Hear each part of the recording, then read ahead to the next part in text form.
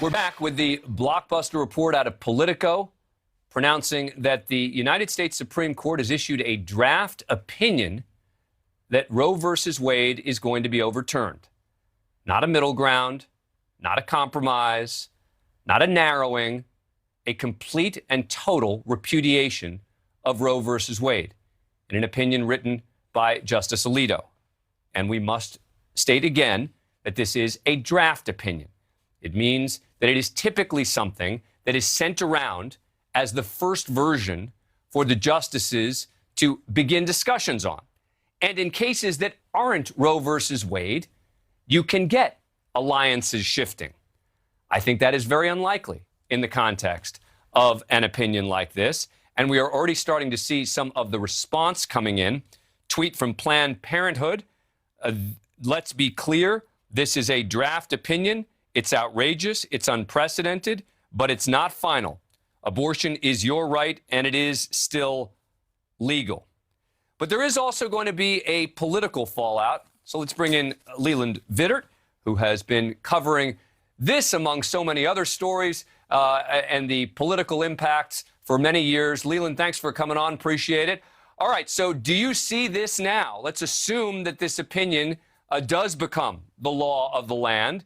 Do you see this becoming a critical issue in 2022, or is that just what the liberals hope it will be? Well, first of all, and I think you rightly point out, important if true, we have to assume that this is also a legitimate first draft opinion, because this is from a single source at Politico that says they authenticated it only through their single source and did so by making sure that it was consistent with the writing styles of Justice Alito, and it was footnoted in the same way and consistent with a draft opinion about the same time, a couple of months after oral argument. So if we stipulate all of that is true and stipulate that this will become a 5-4 or a 6-3 decision by the court to overturn Roe, then you can take all of the political polling and all of the prognostication that has been done about the midterms and do this to it.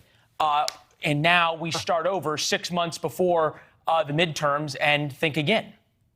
But is that really the case? Look, you cover on your show a lot of issues that, Americans care about, right? You talk a lot on your show about trying to make sure you're focusing on stories that tap into things that people out there are feeling, not just thinking about, but feeling on a personal level. There are going to be many women out there who are going to say, yes, I feel this on a personal level. But I wonder, is this going to overtake other issues like the economy, et cetera, leading into 2022?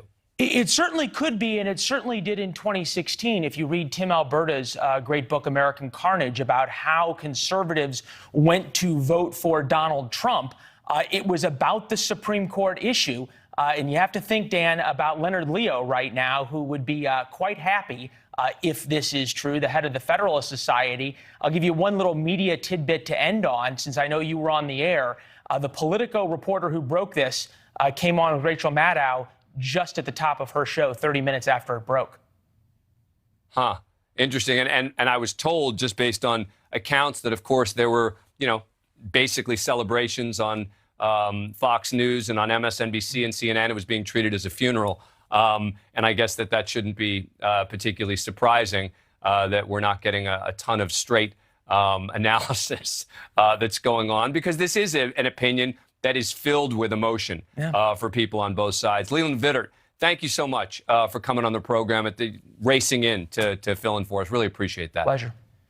Also want to thank Harry Littman and Michael J. Moore for joining us tonight. Coming up, we are going to go back to our regular segment. Thank you for watching. Click the red subscribe button below so you can get more of NewsNation's fact-driven, unbiased coverage.